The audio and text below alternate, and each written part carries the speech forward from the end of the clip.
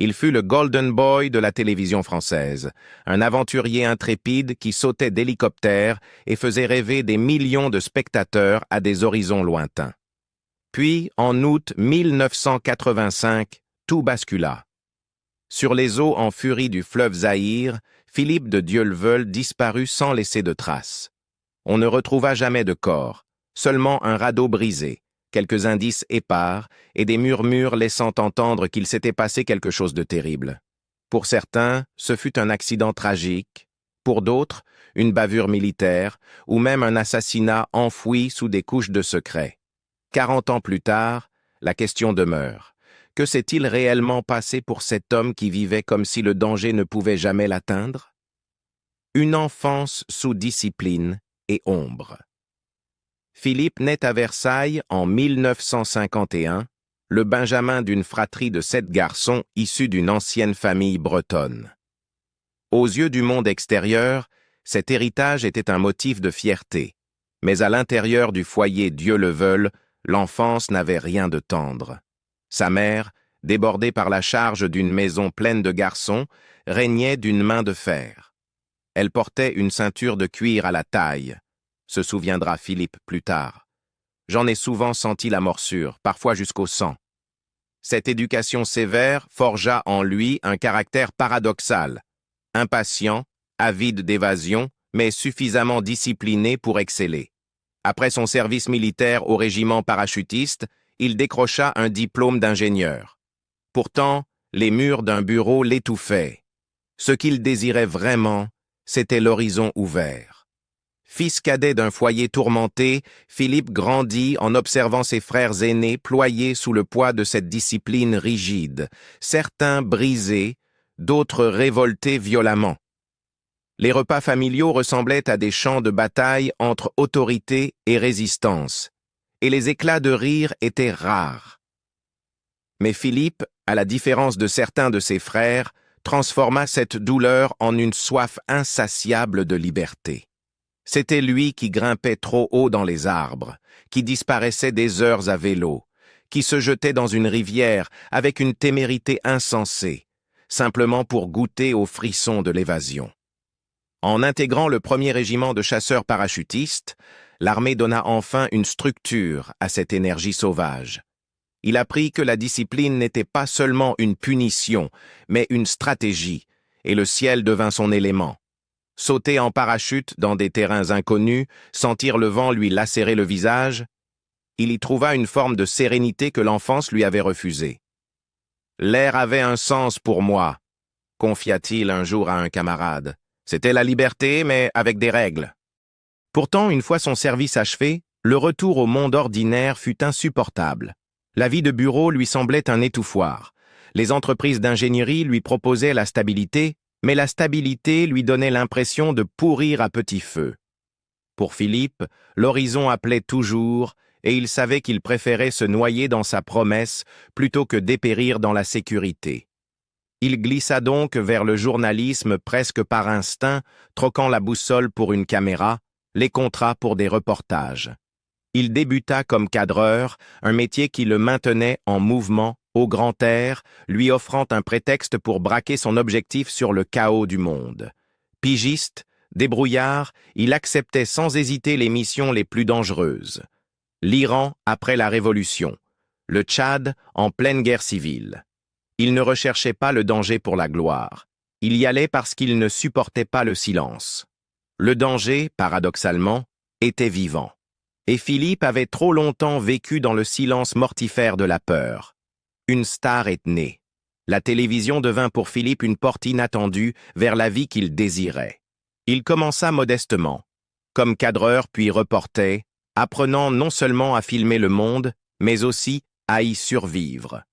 Une caméra en bandoulière, il parcourait les continents à la recherche d'histoires, aiguisant l'instinct d'action et de danger qui avait toujours brûlé en lui. En 1978, il fut sélectionné pour participer à la course autour du monde, une émission ambitieuse qui envoyait de jeunes journalistes aux 4 coins de la planète, armés uniquement d'une caméra Super 8 et de leur ingéniosité. Pendant des mois, Philippe filma, improvisa et commenta ses aventures, affrontant ses pairs dans une épreuve d'endurance, de créativité et de narration. Il termina à la 3e place, mais le classement importait peu. Ce que la France découvrit, ce n'était pas seulement un candidat de plus, mais une personnalité, magnétique, insaisissable, impossible à ignorer. Les téléspectateurs virent un jeune homme capable de plonger dans l'inconnu et de le rendre exaltant plutôt qu'effrayant. Cette découverte changea tout. En 1981, Antenne 2, l'un des grands réseaux télévisés français, lui offrit la chance de sa vie. Co-animée, La chasse au trésor. L'émission fut une révolution, un mélange de jeux télévisés, d'aventures et de reportages en direct. Chaque semaine, Philippe endossait le rôle de l'aventurier, parachuté dans des paysages du monde entier. Les téléspectateurs le suivaient tandis qu'il sautait d'hélicoptères, plongeait dans les océans, escaladait des falaises, traversait des déserts, tout en communiquant par radio avec des candidats chargés de le guider vers des trésors cachés. Ce qui aurait pu n'être qu'un simple gimmick devint électrisant grâce à Philippe. Il ne se contentait pas de cascades, il incarnait l'aventure. Son sourire à l'atterrissage d'un saut, son rire éclaboussé par les vagues, sa confiance tranquille suspendue à une corde le transformèrent en bien plus qu'un animateur. Il devint un héros national. L'audience explosa. Le dimanche soir, dans les foyers français, sa voix et son sourire devinrent un rituel. Les enfants rêvaient de lui ressembler. Les femmes admiraient son charisme et son courage. Les hommes enviaient son énergie intrépide. Dans une France souvent alourdie par la morosité économique et les scandales politiques, Philippe incarnait autre chose. La jeunesse, la promesse, le rappel que la vie pouvait se vivre pleinement. Mais la célébrité télévisuelle ne lui suffisait pas. En 1984, au sommet de sa popularité, il publia son autobiographie « J'ai du ciel bleu dans mon passeport », un titre qui résumait sa philosophie de vie. Le livre fut un phénomène d'édition, avec plus de 300 000 exemplaires vendus. Ces pages révélaient l'enfant marqué par une enfance rude, le jeune homme qui trouva sa liberté dans les parachutes et les terres étrangères, et l'adulte convaincu que vivre vraiment signifiait ne jamais s'arrêter. Les lecteurs découvrirent que derrière le sourire se cachait un esprit insatiable, avide de toujours plus. La même année, lors des Jeux olympiques de Los Angeles, Philippe se lança même dans la musique. Il enregistra un single pop, un geste enjoué, presque ludique, qui renforça encore son aura. Aux yeux du public, rien ne semblait lui être impossible. Il était l'aventurier devenu auteur, chanteur, star de télévision, un homme dont la vie paraissait sans limite. Pourtant, sous ce charme léger, une autre vérité grondait. Malgré les applaudissements, Philippe se sentait enfermé. La télévision, confiait-il à ses proches, n'était qu'une aventure chorégraphiée, certes audacieuse, mais contrôlée, avec caméra, équipe et assurance toujours prête hors champ. C'était de l'aventure, oui, mais de l'aventure sécurisée. Et pour Philippe, la sécurité n'était jamais suffisante. Ce qu'il désirait, c'était le péril du réel, le danger brut, celui qu'on ne peut pas couper au montage, celui qui ne prévoit aucun filet de sécurité. Pour lui, les véritables aventures n'étaient pas celles conçues pour la télévision, mais celles où l'issue restait incertaine, où la survie dépendait uniquement de l'instinct et du courage. Et c'est cette faim, ce besoin de vivre au bord du gouffre, qui allait finalement l'éloigner des studios parisiens pour le mener vers les eaux mortelles du fleuve Zaïre. Africa Raft, la dernière expédition. En 1985, Philippe de Dieuleveulle était au sommet de sa gloire, mais toujours inquiet, insatisfait. La chasse au trésor avait fait de lui un visage familier dans toute la France, mais les aventures télévisées, aussi spectaculaires fussent-elles, restaient enfermées dans un cadre sécurisé. Caméra, hélicoptère, contrat d'assurance. Ce qu'il désirait, c'était une aventure brute, sans filet, sans équipe de production tapis hors champ. Cette opportunité se présenta sous la forme d'Africa Raft, une expédition franco-belge ayant pour ambition téméraire de descendre le fleuve Zaïre, aujourd'hui le fleuve Congo, depuis sa source orientale au lac Tanganyika jusqu'à son embouchure dans l'océan Atlantique. Sur le papier, il s'agissait d'un voyage de près de 4700 kilomètres à travers l'un des cours d'eau les plus dangereux du monde, un fleuve qui terrorisait même les explorateurs chevronnés. Le Zaïre est le deuxième fleuve le plus puissant de la planète après l'Amazone, avec des courants capables d'arracher des forêts entières, des tourbillons qui engloutissent des barges en quelques secondes, et des rapides si infranchissables que les autorités coloniales avaient préféré construire des chemins de fer autour plutôt que de les affronter. Pour Philippe, c'était irrésistible. Le danger n'était pas un frein, mais un appel. Si nous réussissons, disait-il à un ami avant le départ, ce sera une première dans l'histoire. Et si nous échouons, eh bien, c'est le prix d'être vivant. L'équipe se composait d'aventuriers, de photographes et de sportifs. Parmi eux, le Belge Guy Colette, les Français Jean-Claude Dreyfus et d'autres formés au rafting et à la survie. Ils naviguaient sur 2 radeaux gonflables Zodiac, baptisés Godeliève et Françoise. Mais dès le début, les failles apparaissaient. Les embarcations n'étaient pas conçues pour de telles eaux extrêmes. Le matériel était limité, la logistique bancale. Même Philippe, d'ordinaire optimiste, confia à son frère Jean, peu avant le départ. « Cette expédition est mal organisée. Je ne le sens pas. » Il avait relevé le manque de préparation, la coordination fragile, l'évaluation naïve des dangers du fleuve. Début août, après des semaines de descente, l'équipe atteignit l'obstacle le plus redouté, les chutes d'Inga, les rapides d'Inga. Situés en aval de Kinshasa, ils étaient tristement célèbres. S'étendant sur plus de 40 kilomètres, ils formaient un cimetière de bateaux et d'hommes. Même les vapeurs commerciaux et les grandes expéditions coloniales les avaient évités, préférant les contourner par rail et par route. Les habitants, connaissant l'humeur du fleuve, avaient averti l'équipe. Ces rapides étaient un suicide. Aucun radeau n'y survivrait. C'est là que les premières fissures de peur apparurent. 2 membres, François Laurenceau et Jean-Louis Amblard, prirent la décision fatale de se retirer. Ils quittèrent l'expédition juste avant les rapides, invoquant un risque insurmontable. Avec le recul, cette décision leur sauva la vie.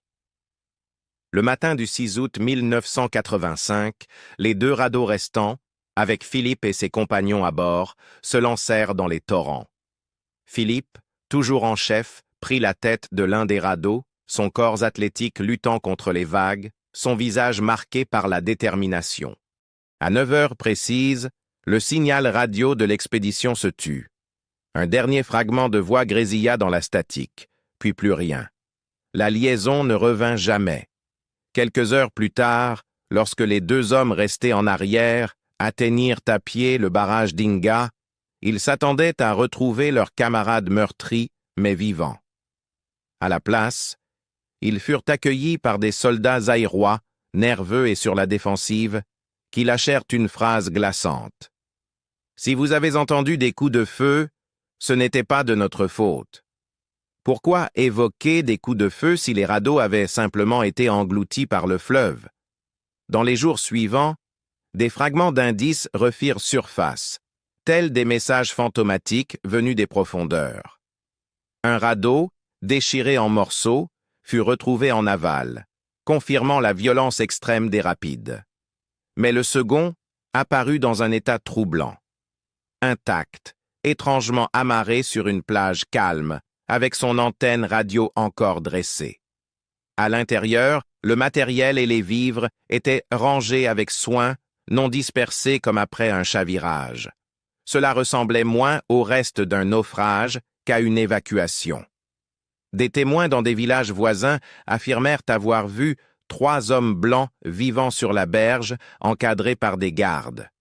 Leur récit laissait entrevoir l'impensable. Une partie de l'expédition aurait survécu aux rapides, pour disparaître ensuite aux mains des hommes. Sur les 6 hommes entrés dans l'Inga ce matin-là, un seul corps fut retrouvé, celui du Belge Guy Colette. Son cadavre ne portait pas de traces claires de noyade, et des rumeurs circulèrent qu'il avait pu être abattu. On ne retrouva jamais la moindre trace de Philippe de Dieuleveulle, ni des autres disparus. Les théories concurrentes. La version officielle, répétée mécaniquement pendant des années, était simple. L'expédition Africa Raft avait connu une fin tragique mais naturelle. Les radeaux s'étaient retournés dans la fureur des rapides d'Inga et les hommes, pris dans le courant monstrueux, s'étaient noyés. Le gouvernement zaïrois affirma qu'il n'y avait rien de plus à dire. La France, elle aussi, sembla étrangement disposée à accepter cette version, comme si clore le dossier revenait à refermer la blessure. Mais les fragments de preuves n'entraient jamais dans le cadre net d'un accident.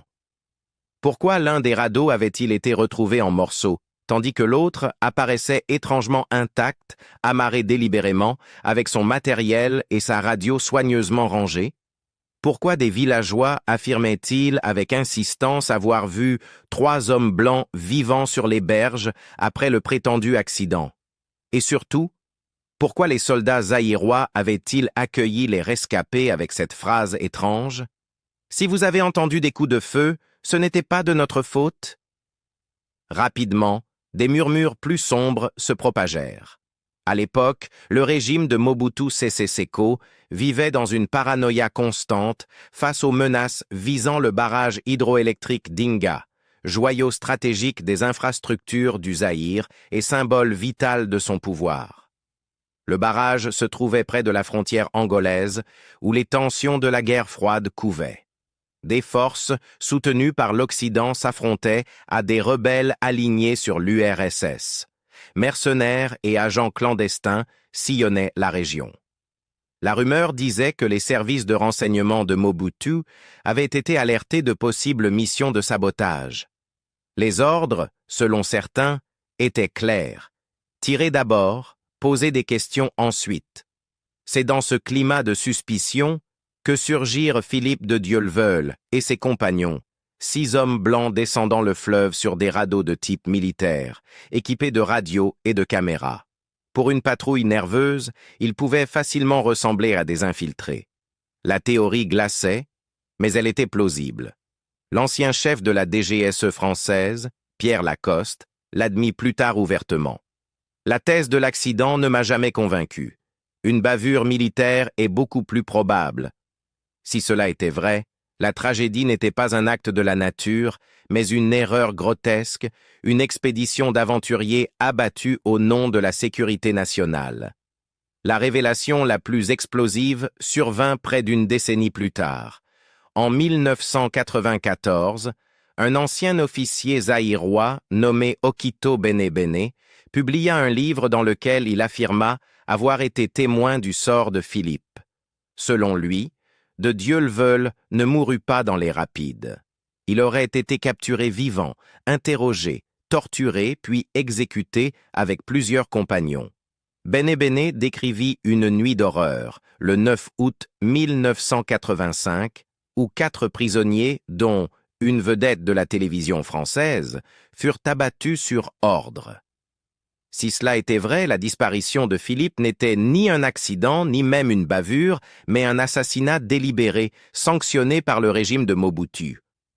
Mais son témoignage était-il crédible, ou l'invention d'un homme en quête de notoriété? Les enquêteurs français discréditèrent par la suite certains éléments du récit de Benebene, pointant des documents falsifiés et des incohérences chronologiques. Les critiques le qualifièrent d'opportuniste, exploitant un mystère à des fins lucratives. Pourtant, sa description des prisonniers, de leur traitement et de leurs dernières heures résonna avec une troublante authenticité aux oreilles de ceux qui connaissaient les ombres de la politique africaine des années 1980. Les eaux devinrent plus opaques encore lorsque furent révélés les liens secrets de Philippe avec la DGSE, le service de renseignement français. Connu du public comme un animateur charismatique, Philippe était aussi officier de réserve, formé pour des missions au-delà de la caméra. Sa famille admit plus tard qu'il avait participé à des opérations clandestines.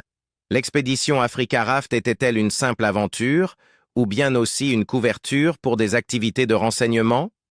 Si les forces de Mobutu avaient cru que l'équipe française n'était pas composée d'aventuriers, mais d'espions, leur disparition pouvait soudain s'expliquer en des termes plus brutaux. Et si Philippe avait réellement pris part à une mission clandestine, la France elle-même aurait-elle eu des raisons de dissimuler la vérité? Une famille en deuil, une nation sous le choc. De retour en France, la nouvelle de la disparition de Philippe tomba comme un coup de tonnerre. Quelques semaines plus tôt à peine, des millions de téléspectateurs l'avaient vu sauter d'hélicoptère dans la chasse au trésor, figure de charme et d'invincibilité que rien ne semblait pouvoir atteindre. Désormais, son visage n'apparaissait plus au prime time, mais sur des avis de recherche, icône nationale réduite à une énigme. Pour ses admirateurs, si c'était inconcevable, comment l'homme qui incarnait l'aventure elle-même avait-il pu disparaître sans laisser de traces? Pour son épouse Diane, le choc fut dévastateur. Elle était enceinte de 7 mois lorsque Philippe partit pour l'Afrique. 8 jours après sa disparition, elle donna naissance à leur fille, Anaïde. Le premier cri de l'enfant fut accompagné d'un silence que son père ne comblerait jamais. Anaïde grandit entourée de la légende de Philippe, mais jamais de son étreinte. Sa naissance symbolisait à la fois la continuité et l'absence. Une vie commençait au moment exact où une autre s'éteignait, ou était volée. En octobre 1985, le monde de la télévision française se réunit pour les 7 d'or, l'équivalent hexagonal des Emmy Awards. C'est là que le journaliste Alain Gillot-Pétré rendit un hommage qui toucha la nation. Philippe portait la caméra au cœur et sur l'épaule. Il nous a tous touchés. Rarement un ami que nous n'avons jamais rencontré nous a-t-il paru si proche. La salle, remplie de collègues et de rivaux, se leva dans un silence pesant. L'applaudissement qui suivit avait la lourdeur du deuil en quête de sens. Mais à mesure que les semaines devinrent des mois, le deuil se transforma en colère. La famille Dieuleveult, d'abord patiente, commença à exiger des réponses. Jean, le frère aîné de Philippe, devint le gardien inflexible de sa mémoire. Il voyagea, interrogea, écrivit au ministère, pressa les diplomates. Année après année, il accumule témoignages, documents et contradictions, convaincu que ce qui s'était passé sur le fleuve Zaïre n'était pas un accident. Jusqu'à sa mort en 2015, Jean resta la voix de la famille, accusant publiquement le Zaïre et la France de dissimuler la vérité. Son refrain ne varia jamais. Ce n'était pas une noyade, c'était un crime d'État. Après sa disparition, son fils Alexis reprit le flambeau. Il publia des ouvrages exposant les incohérences, le radeau intact, les témoins, les propos étranges des soldats zaïrois. Il accusa les 2 gouvernements de collusion, d'un silence non pas forgé par l'ignorance, mais par le secret délibéré. Pour Alexis, la mort de son oncle reflétait les jeux les plus sombres de la guerre froide, où des vies humaines n'étaient que des pions sacrifiables sur l'échiquier géopolitique. La révélation que Philippe avait été officier de réserve de la DGSE, le service de renseignement français, ne fit qu'épaissir les soupçons. Jean le rendit public des années plus tard, affirmant que la disparition de son frère ne pouvait être séparée de son rôle dans l'ombre du renseignement. Africa Raft n'était-elle qu'une expédition ou aussi une mission aux objectifs cachés aux autres membres? Le régime de Mobutu, averti par ses alliés ou par sa propre paranoïa, avait-il décidé de réduire au silence ce qu'il percevait comme des infiltrés? Amis et collègues peinaient à concilier les 2 images de Philippe. Pour eux, il était d'abord l'aventurier de télévision, généreux, impulsif, toujours souriant, porté par une soif de vie insatiable. Mais beaucoup sentaient aussi chez lui une part de fatalisme, comme s'il savait que son audace pouvait un jour l'engloutir. Il vivait comme si chaque jour pouvait être le dernier, confia un collègue des années plus tard. Avec le recul, ces mots sonnent comme une prophétie.